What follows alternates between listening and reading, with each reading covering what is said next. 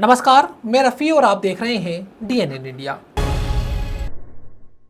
शहर के रामगंज पुलिस थाना क्षेत्र स्थित जवाहर की नाड़ी हरिओम कॉलोनी में मंगलवार देर रात बदमाशों द्वारा जमकर उत्पात मचाने का मामला सामने आया है।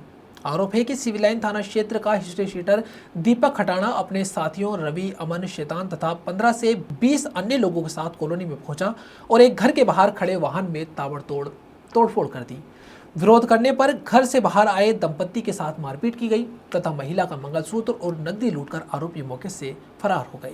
अजमेर शहर के रामगंज पुलिस थाना क्षेत्र स्थित जवाहर की नाड़ी हरिओम कॉलोनी में मंगलवार देर रात बदमाशों द्वारा जमकर उत्पात मचाने का मामला सामने आया है। आरोप है कि सिविल लाइंस थाना क्षेत्र का हिस्ट्री शीटर दीपक खटाना अपने साथियों रवि, अमन, शैतान तथा 15 से 20 अन्य लोगों के साथ कॉलोनी में पहुंचा और एक घर के बाहर खड़े वाहनों में तोड़फोड़ कर दी। विरोध करने पर घर से बाहर आए दंपत्ति के साथ मारपीट की गई तथा महिला का मंगलसूत्र और नकदी लूटकर आरोपी मौके से फरार हो गए। पीड़ित करण सिंह ने पुलिस को दी रिपोर्ट में बताया कि देर रात कुछ लोग उनके घर के बाहर पहुंचे और वहां खड़ी कार, बाइक तथा स्कूटी में तोड़फोड़ शुरू कर दी। बदमाशों ने वाहनों के शीशे और अन्य हिस्सों को नुकसान पहुंचाया, जिससे काफी आर्थिक नुकसान पहुंचा है। वाहनों में तोड़फोड़ की आवाज सुनकर करण सिंह और उनकी पत्नी लाली घर से बाहर निकले। आरोप है कि बाहर निकलते ही बदमाशों ने दोनों को घेर लिया और उनके साथ मारपीट शुरू कर दी। हमले में दोनों को चोटें आई है।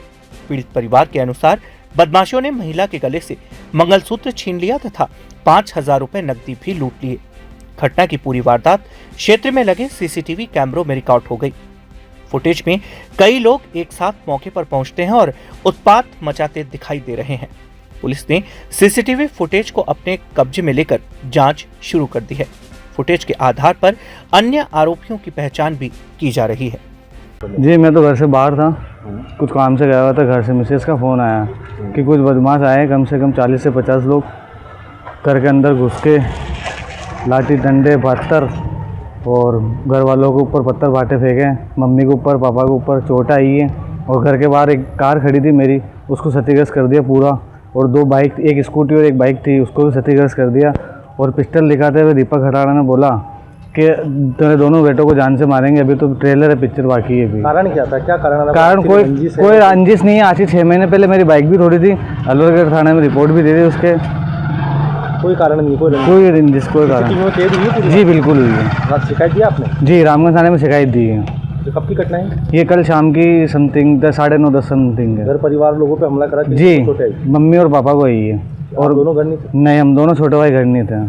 रात को 9:30-10 बजे घटना है। कोई 15-20 लड़के आके घर में घुस के मारपीट करके गए। दंपति सो रहे थे और इनके साथ छेड़छाड़ी और कुछ पैसे वैसे बता रहे थे लूट के। उसका मुकदमा दर्ज हुआ है, हम तफ्तीश कर रहे हैं और जल्दी आरोपी को डिटेन कर लेंगे। किस जगह घटना है सर? ये नाडी रोड है। विश्व प्रसिद्ध अजमेर शरीफ दरगाह में मुहर्रम की तैयारियां शुरू हो गई हैं। इस क्रम में मंगलवार को शहीद करबला हजरत इमाम हुसैन अलैहिस्सलाम की याद में चौकी धुलाई की रस्म अदा की गई। रस्म के दौरान दरगाह क्षेत्र में धार्मिक माहौल देखने को मिला और बड़ी संख्या में अकीदतमंद मौजूद रहे। विश्व प्रसिद्ध अजमेर शरीफ दरगाह में मुहर्रम की तैयारियां शुरू हो गई है। इसी क्रम में शहीद करबला हजरत इमाम हुसैन की याद में चौकी धुलाई की रस्म अकीदत और एहतराम के साथ अदा की गई। रस्म के दौरान दरगाह क्षेत्र में धार्मिक माहौल देखने को मिला और बड़ी संख्या में अकीदतमंद मौजूद रहे। असर की नमाज के बाद गरीब नवाज गेस्ट हाउस से मरसिया खवानी करते हुए इमाम हुसैन की चौकी का जुलूस निकाला गया, जो विभिन्न मार्गों से होकर लंगर खाना गली पहुंचा।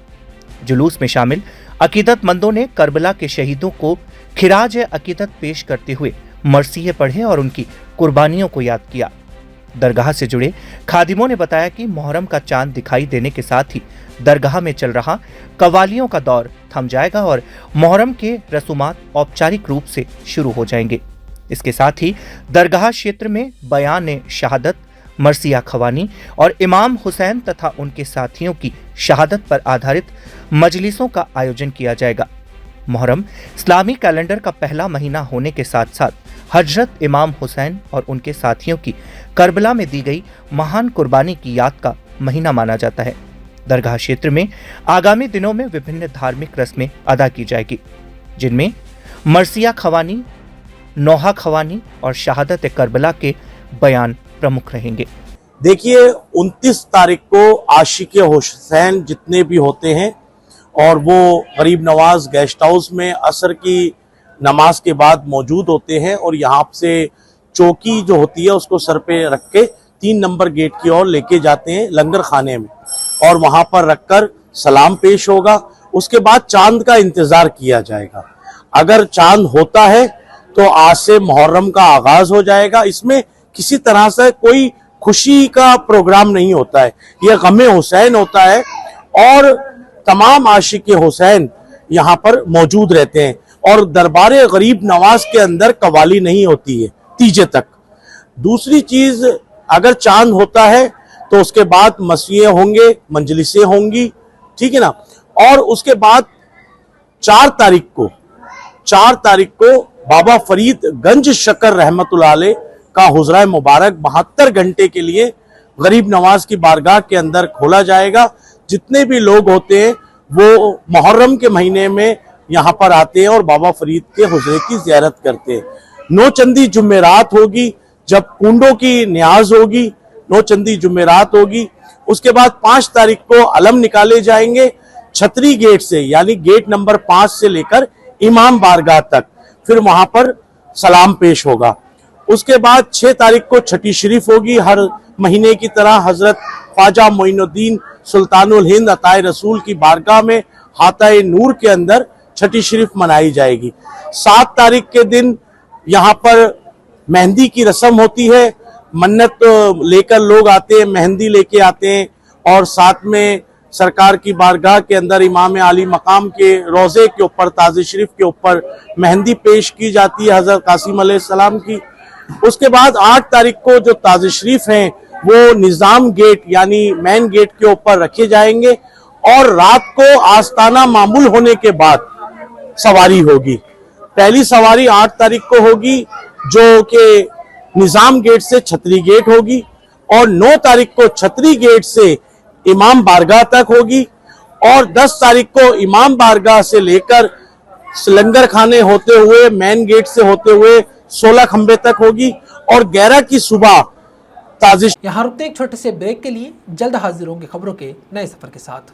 कैंसर बीमारी ही ऐसी है, चिंता तो होगी ना। लेकिन अब अपनी चिंता को बदलो विश्वास में, क्योंकि आदिनाथ कैंसर मेडिसिटी में है रेडियोथेरेपी, कीमोथेरेपी और कैंसर सर्जरी के उपचार के साथ आधुनिक सुविधाएं भी। विजिट करें आदिनाथ कैंसर मेडिसिटी एट चाची आवास अजमेर।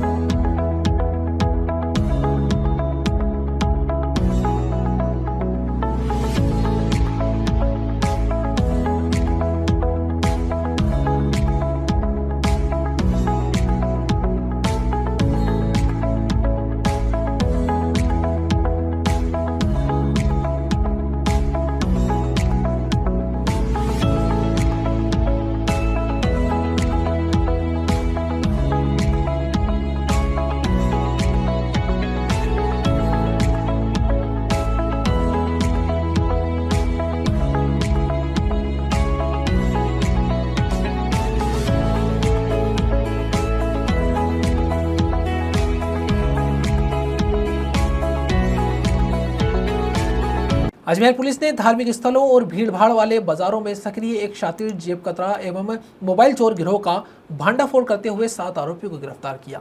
पुलिस ने उनके कब्जे से करीब 18 लाख रुपए कीमत के 42 चोरी के मोबाइल फोन बरामद किए। अजमेर पुलिस ने धार्मिक स्थलों और भीड़भाड़ वाले बाजारों में सक्रिय एक शातिर, जेब तराश एवं मोबाइल चोर गिरोह का भांडाफोड़ करते हुए 7 आरोपियों को गिरफ्तार किया है। पुलिस ने उनके कब्जे से करीब 18 लाख रुपए कीमत के 42 चोरीशुदा मोबाइल फोन बरामद किए हैं। जिला पुलिस अधीक्षक हर्षवर्धन अग्रवाला के निर्देशन में चलाए जा रहे विशेष अभियान के तहत दरगाह थाना प्रभारी दिनेश जीवनानी के नेतृत्व में कार्यवाही की गई। पुलिस टीम ने सीसीटीवी फुटेज, तकनीकी साक्ष्यों और मुखबिर तंत्र की मदद से गिरोह के सदस्यों तक पहुंच बनाई और उन्हें दबोच लिया। गिरफ्तार आरोपियों की पहचान मोहम्मद अनवर, मोहम्मद शफीक, शाहिद हुसैन, मशरत, शेख अजूबा, सुल्ताना शेख और शाकिर अली के रूप में हुई है। पुलिस के अनुसार आरोपियों के खिलाफ पहले से चोरी, एनडीपीएस एक्ट, आर्म्स एक्ट, आबकारी अधिनियम के तहत कई मामले दर्ज हैं तथा कुछ आरोपी पूर्व में जेल भी जा चुके हैं। प्रारंभिक पूछताछ में सामने आया कि गिरोह दरगाह क्षेत्र में धार्मिक आयोजनों और शहर के भीड़भाड़ वाले बाजारों में लोगों की जेब और बैग से मोबाइल चोरी की वारदातों को अंजाम देते थे। पुलिस आरोपियों से गहन पूछताछ कर रही है और चोरी के मोबाइल खरीदने बेचने वाले नेटवर्क की भी जांच की जा रही है। पुलिस को उम्मीद है कि पूछताछ में और भी मोबाइल बरामद हो सकते हैं। कल दरगाह थाने पे इतला मिली कि चोरी के जो चुराए मोबाइल है, जो 8-10 अभियुक्त है वो आपस में बांट रहे हैं, जिस पर थाना जाकर उनको अनुसंधान किया और डिटेन किया और उनसे 42 मोबाइल बरामद किए जो संगठित अपराध था। ये कोई गैंग है या अलग अलग है? ये नशे के आदी है और नशे में ये वारदात को अंजाम देते हैं। कहाँ के रहने वाले? ये अजमेर के लोकल ही है, दरगाह सेक्टर के आसपास करे। किस तरह की वारदात करते हैं ये नशा करके मोबाइल चुराते हैं जाहिर में। इन चोरों की कोई वारदात खुल सकती है? अभी अनुसंधान शेष है, अनुसंधान में आगे देखेंगे। इनकी तलाश कैसे करें? वो फुटेज के आधार पर ये जरिए मुखबिर इतला मिली थी, तो न्यायालय में भी पेश किया। KP global chartering finance limited के खिलाफ ऋण शर्तों के उल्लंघन और कथित वित्तीय अनियमितताओं का मामला सामने आया है। अजमेर निवासी संदीप खंडेलवाल ने मुख्यमंत्री को शिकायत भेजकर कंपनी के विरुद्ध दर्ज एफआईआर संख्या 92/2026 की उच्च स्तरीय जांच कराने और चालान प्रस्तुत करने की मांग की। कैपरी ग्लोबल फाइनेंस कंपनी के खिलाफ ऋण शर्तों के उल्लंघन और कथित वित्तीय अनियमितताओं का मामला सामने आया है। अजमेर निवासी संदीप खंडेलवाल ने मुख्यमंत्री भजनलाल शर्मा को शिकायत भेजकर कंपनी के विरुद्ध दर्ज एफआईआर संख्या 92/2026 की उच्च स्तरीय जांच कराने और चालान प्रस्तुत करने की मांग की है। शिकायतकर्ता के अनुसार उन्होंने कंपनी से एक होम लोन लिया था। ऋण स्वीकृति पत्र में स्पष्ट रूप से उल्लेख किया गया था कि पहले 36 माह तक ब्याज दर निश्चित रहेगी तथा उसके बाद फ्लोटिंग ब्याज दर लागू होगी। शिकायतकर्ता का आरोप है कि कंपनी ने निर्धारित शर्तों के विपरीत 36 माह पूरे होने से पहले ही ब्याज दर बढ़ा दी। शिकायत में कहा गया है कि ऋण स्वीकृति के समय मासिक किश्त निर्धारित की गई थी, लेकिन कंपनी द्वारा ब्याज दर बढ़ाने के कारण ऋणधारक पर अतिरिक्त वित्तीय भार पड़ा। शिकायतकर्ता का दावा है कि कंपनी ने ऋण अवधि के दौरान लाखों रुपए की अतिरिक्त राशि वसूल की है, जो ऋण स्वीकृति पत्र में उल्लिखित शर्तों के अनुरूप नहीं थी। संदीप खंडेलवाल ने आरोप लगाया कि 11 मार्च वर्ष 2026 को वह हृदय रोग से ग्रसित हो गए हैं। यदि उन्हें कुछ भी हो जाता है तो उन्हें आशंका है कि कंपनी द्वारा बीमा राशि के अतिरिक्त फोरक्लोज राशि की वसूली के लिए उनकी संपत्ति कुर्क की जा सकती है, जो कि नियम विरुद्ध होगा। जबकि उन्होंने कहा कि संपत्ति की वैल्यू आज दिनांक को ऋण राशि से बहुत अधिक है। पीड़ित का आरोप है कि मामला दर्ज होने के बावजूद आज दिनांक तक जांच पूरी नहीं हो सकी है। उन्होंने कहा कि यदि समय रहते निष्पक्ष जांच नहीं हुई तो अन्य निवेशक और ऋणधारक भी प्रभावित हो सकते हैं। शिकायतकर्ता ने मुख्यमंत्री भजनलाल शर्मा से आग्रह किया है कि एफआईआर संख्या 92/2026 की वरिष्ठ अधिकारियों के निगरानी में निष्पक्ष जांच कराई जाए तथा सभी पहलुओं की पड़ताल के बाद शीघ्र चालान न्यायालय में प्रस्तुत किया जाए ताकि प्रभावित लोगों को न्याय मिल सके। मैं संदीप खंडेलवाल सन ऑफ सीताराम खंडेलवाल निवासी नगरा अजमेर। मैं एक एनबीएफसी कंपनी है finance, Capri Global Housing Finance Limited, जिसकी कि शहर में विभिन्न जगह ब्रांचें हैं। मैंने इससे एक लोन लिया है, purchase plus construction house loan, जो कि 31,92,000 रुपये का मैंने लिया था। उस पर मुझे कहा गया कि 12.5% के हिसाब से हम आपसे रेट ऑफ इंटरेस्ट लेंगे और प्रति किस्त पहली 36,270 रुपये मुझे कहा गया। लोन टेन्योर मेरा 20 साल का था। उसमें पहले इन्होंने लोन का टाइप मुझे बताया गया सेमी फिक्स।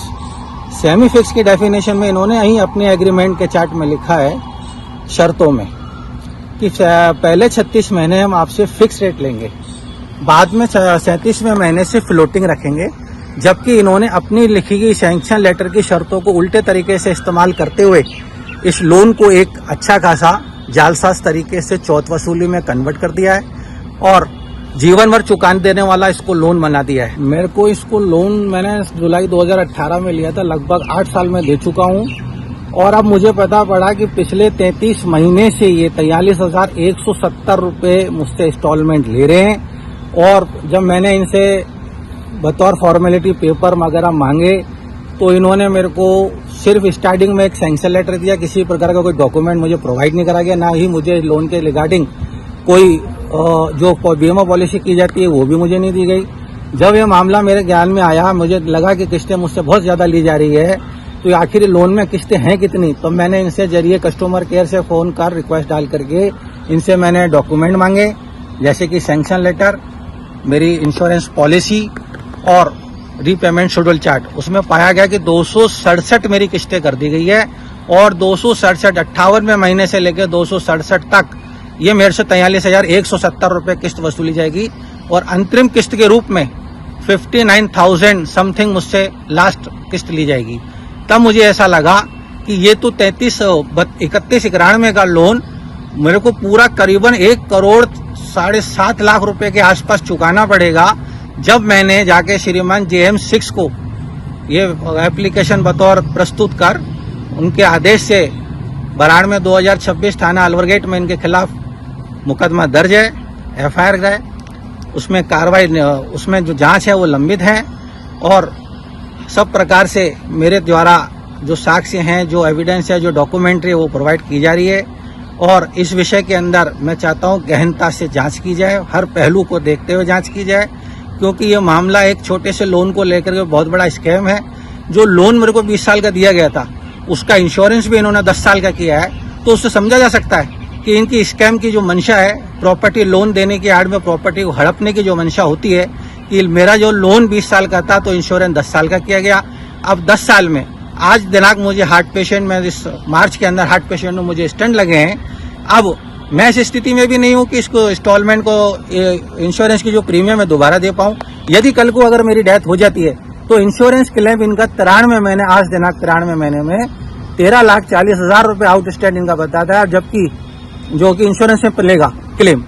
और इनका जो फोरक्लोजर अगर मैं मानता हूं तो इनका फोरक्लोजर ये खुद कहते हैं इनके रीपेमेंट शेड्यूल चार्ट के अकॉर्डिंग कि साहब 32,60,070 रुपये आपको चुकाने होंगे, तो बाकी का जो डिफरेंस है वो कौन चुकाएगा। तो इसका मतलब सीधा है कि आप मेरी प्रॉपर्टी हड़पेंगे, क्योंकि मैं परिवार में अपना एकमात्र कमाने वाला हूं, मेरे अलावा पीछे कोई नहीं है। तो आज अगर इंश्योरेंस में पैसा इतना ही मिलता है और उसके बाकी का जो इंश्योरेंस से पैसा नहीं मिल पाएगा और जो बाकी की रकम है उसको नहीं चुकाने की स्थिति में मेरे परिवार वाले बेघर हो जाएंगे, बिल्कुल रोड पे आ जाएंगे, जिसका कि कोई किसी प्रकार का विकल्प ना तो कंपनी के पास है और ना ही मेरे घर वालों के पास है। अब आप क्या चाहते हैं? मैं चाहता हूं, इसमें आम जन से मेरी अपील है कि ये बहुत ही एक फर्जी जालसाज कंपनी है, लोन देने की आड़ में लोगों को ठगती है, चौथ वसूली करती है और उनकी प्रॉपर्टी को हड़पने का काम करती है। तो मेरा आमजन से फिर निवेदन है कि इससे किसी कंपनी से, Capri Global Housing Finance Limited company से किसी भी प्रकार का लोन लेने से बचें, दूर रहें। ये एक बहुत ही जालसाज कंपनी है, लोन लेने की आड़ में आपको पूरे तरीके से चीटिंग करती है आपके साथ, आपको चौथ वसूली में जीवन भर चुका देने वाला लोन बना के रख देगी आपकी जिंदगी को। यहाँ रुकते एक छोटे से ब्रेक के लिए, जल्द हाजिर होंगे खबरों के नए सफर के साथ। कैंसर बीमारी ही ऐसी है, चिंता तो होगी ना। लेकिन अब अपनी चिंता को बदलो विश्वास में, क्योंकि आदिनाथ कैंसर मेडिसिटी में है रेडियोथेरेपी, कीमोथेरेपी और कैंसर सर्जरी के उपचार के साथ आधुनिक सुविधाएं भी। विजिट करें आदिनाथ कैंसर मेडिसिटी एट चाची आवास अजमेर।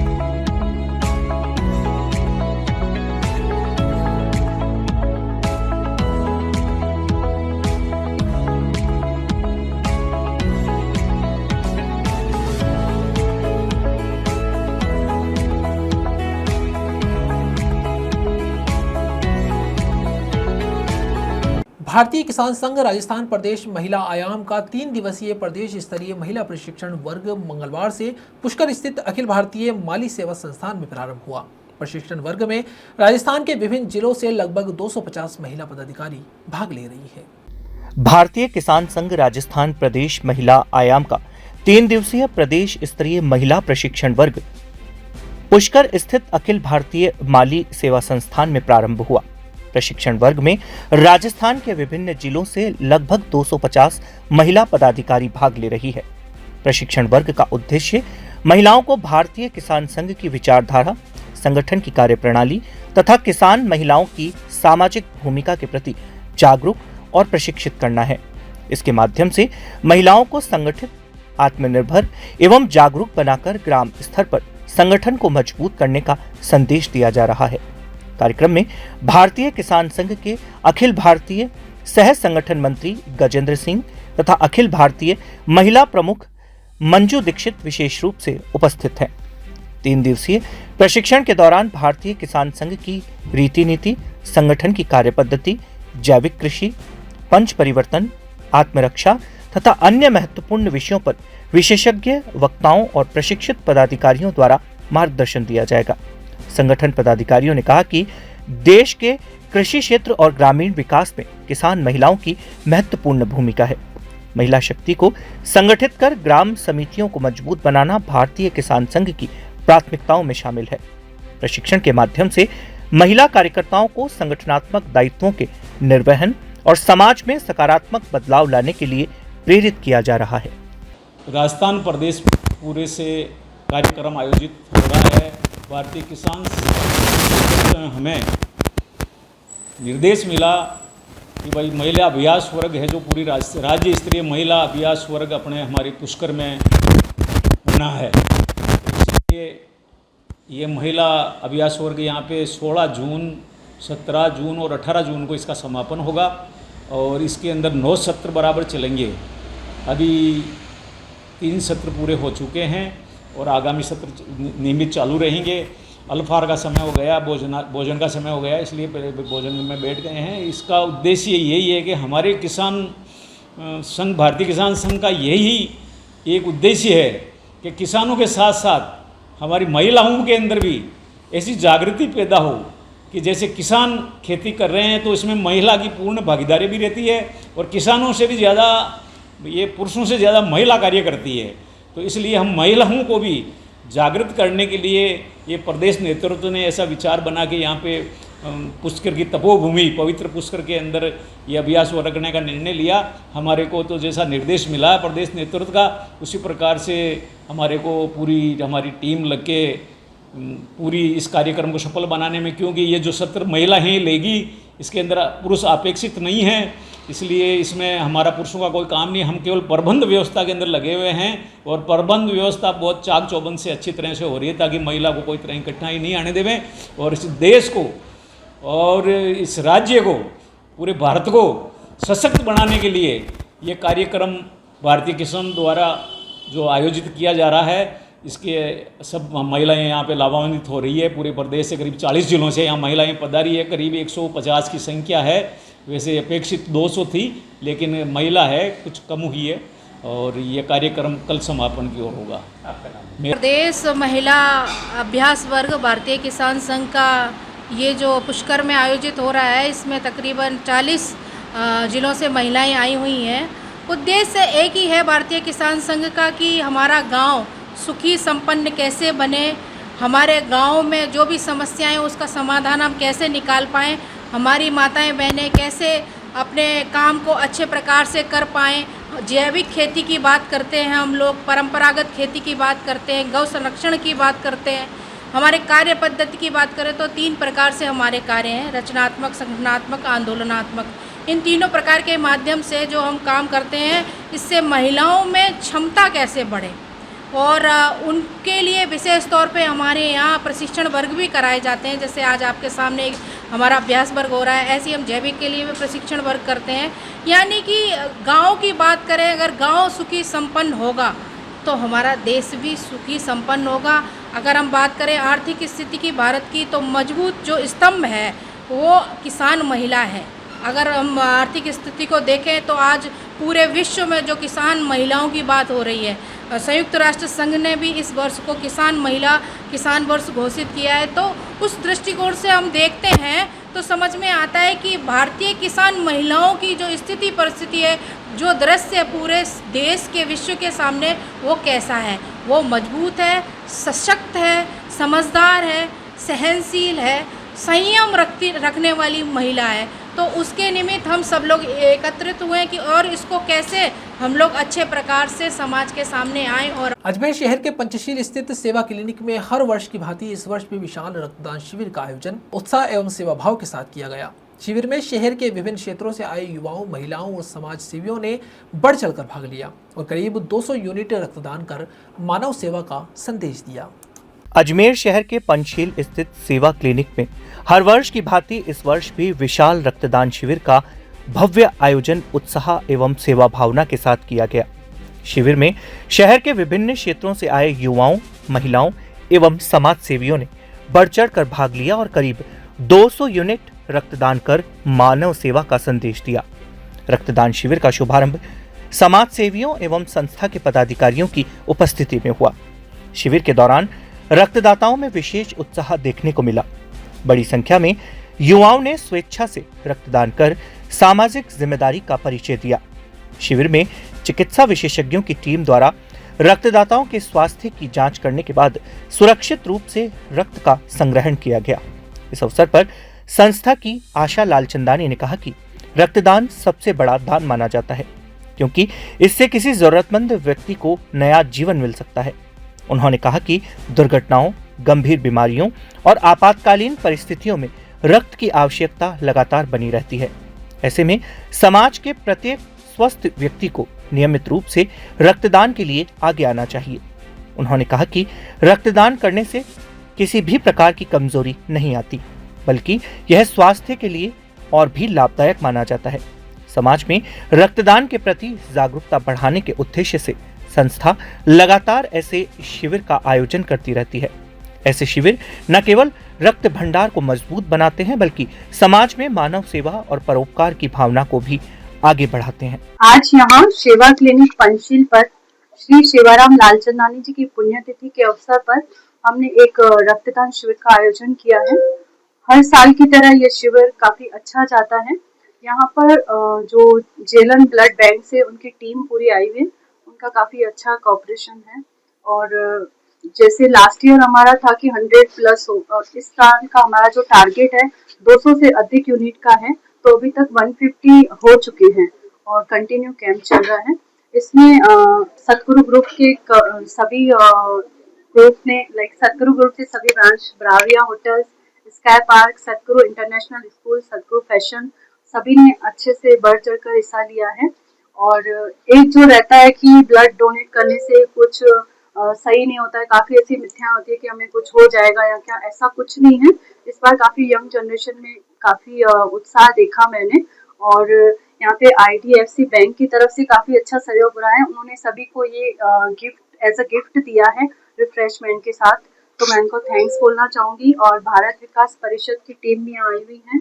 इसके साथ जो ये ब्लड जो हमारे पास जो एकत्रित होता है, तो एक्सीडेंटल केस होते हैं, ऐसे थैलीसीमिया के जो पेशेंट हैं, उनके लिए काफ़ी हेल्पफुल रहता है। तो जब भी हमें नीड होती है जेलन में, हम जस्ट कॉल करते हैं तो हमारी वो हेल्प करते हैं अच्छे से।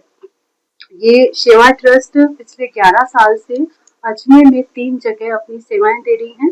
एक अपना क्लिनिक भगवानगंज में है, और एक क्लिनिक बोराज गांव में है, परोल सागर में, और एक यहाँ पंचशील नगर में है। सुबह शाम यहाँ पे हमारे पास जो डॉक्टर हैं, doctor Hemendra Bakhtani, doctor SS Arora, doctor Sharad Mathur और डॉक्टर BL स्वानकार, वो अपनी निःशुल्क सेवाएं यहाँ दे रहे हैं। हमारे यहाँ सिर्फ 10 रुपीज़ की रिसिप्ट कटती है, डॉक्टर की कोई फीस नहीं लगती है और मेडिसिन के कोई चार्जेस नहीं है।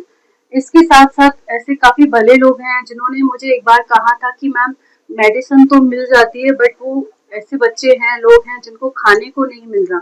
तो यही सोच के हमने सुबह मॉर्निंग में एक ब्रेकफास्ट सेवा स्टार्ट की, जिसे अभी 2 साल हो गए हैं। क्लिनिक के बाहर बच्चों को या जो भी पेशेंट आते हैं उनको मिल्क, बिस्किट और ब्रेकफास्ट खिलाया जाता है ताकि वो मेडिसिन प्रॉपर ले सके। और ये सेवा हमारी कंटिन्यू चल रही है। साथ ही हमारी सेवा ट्रस्ट की ये कोशिश रहती है कि जितना हो सके हम और भी पेशेंट को ये लाभ दे सके। तो हमने अभी जेएलएन टीम से डॉक्टर अनिल सावरिया जी से बात करके हमने जो एक परमिशन ली वो है टीबी वार्ड में हम जितने भी पेशेंट होते हैं 80 या 100 वहाँ पे हम रिफ्रेशमेंट के पैकेट भेजते हैं सेवा ट्रस्ट की टीम की तरफ से।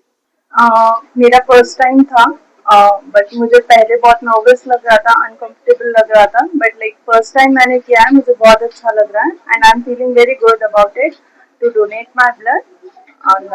Thank you ma'am. सेवा नहीं, लाइक अगर मुझे वापस मौका मिलता है मैं फॉर श्योर दूंगी क्योंकि मुझे बहुत अच्छा लगा है। जैसे कि मैंने बताया मेरा फर्स्ट टाइम था और मैं आगे भी देना चाहूँगी। सेम इसी तरह से कैंप लगते हैं तो, और देना चाहिए ब्लड डोनेट। ऐसा नहीं है कि आपको ऐसा आप डर हो या कुछ भी, बट आपको बहुत अच्छा फील होगा दैट आप किसी की लाइफ सेव कर सको ब्लड डोनेट करके। खबरों के सफर में अभी सिर्फ इतना ही, फिर हाजिर होंगे खबरों के नए सफर के साथ। तब तक के लिए दीजिए इजाजत। नमस्कार।